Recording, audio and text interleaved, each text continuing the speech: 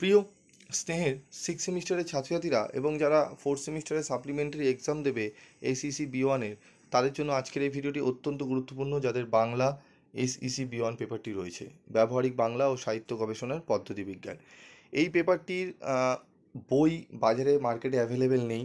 তোমরা অনেকে রিকোয়েস্ট করেছো।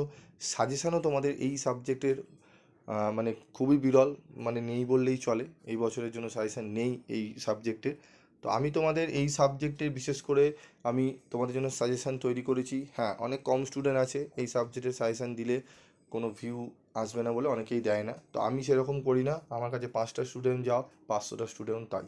তো 5জন 6জন আমাকে রিকোয়েস্ট করেছিলে যে স্যার এই সাবজেক্টের কিছু করুন, এই সাবজেক্টে আমাদের সাজেশান দিন, উত্তর করে দিন। আমি তোমাদের কথা ভেবে আমি তোমাদের সাজেশান দিচ্ছি। তোমরা যে কজন বলেছিলে একটু ভালো করে তোমরা দেখে নেবে, এবং যারা বলোনি যদি থেকে থাকো অবশ্যই তোমরা ভিডিওটি দেখবে, দেখে তোমরা জানাবে তোমাদের সাজেশনটি পেয়ে তোমরা কতটা উপকৃত হলে। তো আমাদের এই যে সাবজেক্টটি আমি অলরেডি 1-এর দাগে এবং 2-এর দাগে, আমাদের 1-এর দাগের 1-এর ক অথবা খ এবং 2-এর দাগের ক অথবা খ থেকে একটি করে প্রশ্ন আমাদের করতে হয়, ঠিক আছে, বড় প্রশ্ন। তো 10 নম্বরের প্রশ্ন আমাদের ওখান থেকে যেগুলো আসে সেগুলো আমি অলরেডি আলোচনা করে দিয়েছি। তো আজকের এই ভিডিওতে আমি আলোচনা করব 3-এর ক অথবা খ থেকে কমন পেতে কোন কোন প্রশ্নগুলো আমরা গুরুত্ব সহকারে করব। একটু এই সাবজেক্টে কিন্তু বেশি করে পরিমাণে প্রশ্ন পড়তে হবে, এবং উত্তরও আমি কিন্তু খুব সুন্দরভাবে সাজিয়ে গুছিয়ে দিয়েছি। যারা এই সাবজেক্ট স্টাডি মেটেরিয়াল নিতে চাও তারা স্ক্রিনে দেওয়া নাম্বারে যোগাযোগ করে তোমরা স্টাডি মেটেরিয়াল সংগ্রহ করে নিতে পারো। তো দেখো, আমাদের 3-এর ক অথবা খ থেকে যে প্রশ্নগুলো আমাদের করতে হবে ভালো করে, সেটি হচ্ছে 1-এর দাগে যে প্রশ্নটি দেখতে পাচ্ছ, যে গবেষণার রীতি ও নির্মাণ পদ্ধতি বিষয়ে সংক্ষেপে আলোচনা করো। নির্ঘণ্ট কি, নির্ঘণ্টের বিন্যাস কত রকমের হয় সেগুলির পরিচয় দাও। গবেষণা কর্মে উদ্ধৃতিটির প্রয়োগ বিষয়ে সংক্ষেপে আলোচনা করো। গবেষণা প্রকল্পে তথ্য সংগ্রহ ও তথ্য লিপিবদ্ধকরণের গুরুত্ব আলোচনা করো।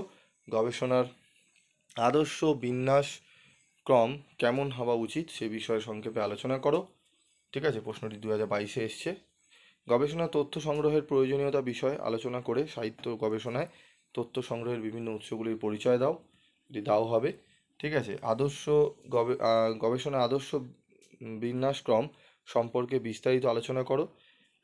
কপিরাইট আইনের প্রয়োজনীয়তা সম্পর্কে আলোচনা করো। ঠিক আছে, এখানে টোটাল 8টা প্রশ্ন, তার মধ্যে 2022-এর 5-5-এর এবং 6-এর দাগের এসছে, 7-এর দাগের এবং 8-এর দাগে 2023-এ এসছে। এই 4টি প্রশ্ন পড়ে নিতে পারো, তবে রিপিট সেরকম এই প্রশ্নে আসে না। তবে ওপরের যে আমি প্রশ্নগুলো রেখেছি 1 থেকে 4, এই 4টে প্রশ্ন খুব ভালো করে পড়বে, তার সাথে তোমাদের এই 4টে প্রশ্ন পড়ে নেবে। ঠিক আছে, টোটাল 8টা প্রশ্ন তোমাদের পড়তেই হবে।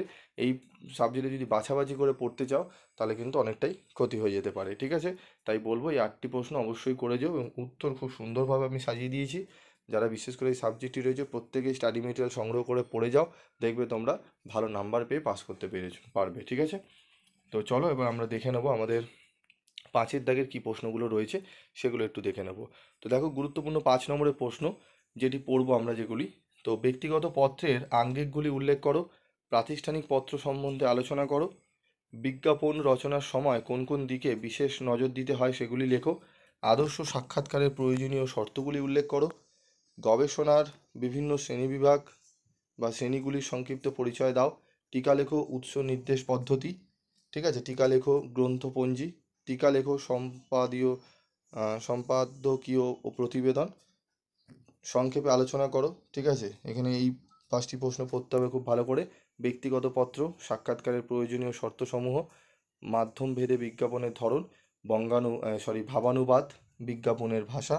ঠিক আছে, গবেষণার পাণ্ডুলিপি নির্মাণ, পাত টিকা ও পান্থ টিকা।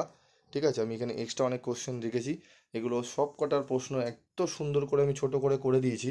তোমাদের হয়তো কোশ্চেনগুলো দেখে মনে হবে স্যার এতগুলো প্রশ্ন কীভাবে পড়বো ওই কম সময়ের মধ্যে। এমনভাবে উত্তরগুলো তৈরি করেছি, মানে 2 থেকে 3 দিনের মধ্যে তোমরা পুরো এই পেপারটি কমপ্লিট করে নিতে পারবে, যেভাবে উত্তর আমি সাজিয়ে দিয়েছি। ঠিক আছে, প্রচুর আমার পরিশ্রম লেগেছে।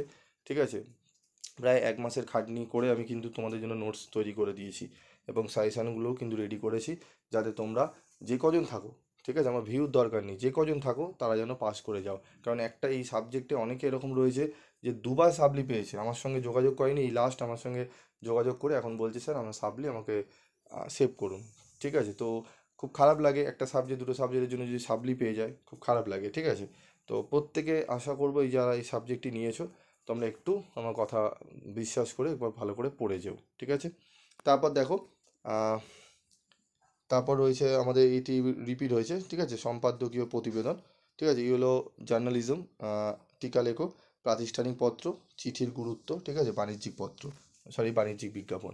তো এই প্রশ্নগুলো ভালো করে পড়ো, আশা করি তোমরা অনেকটাই উপকৃত হবে, ঠিক আছে? তো আমি তোমাদের 5-এর দিয়ে দিয়েছি, 10-এর আমি আগের ভিডিওতে তোমাদের 1-এর দাগের এবং 2-এর দাগের কমন পেতে তোমাদের ওগুলো তো চিঠি আসে, চিঠি প্রতিবেদন রচনা, ঠিক আছে, সেগুলো থেকেও আমি সাজেশান দিয়ে দিয়েছি, তোমরা একটু দেখে নেবে।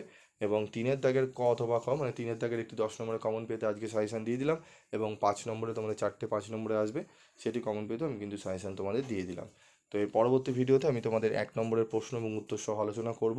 যদি 1 নম্বরের প্রশ্ন এবং উত্তর যদি তোমরা পেতে চাও তাহলে কমেন্ট করে জানিও। আজকের মতো ভিডিওটি শেষ করলাম।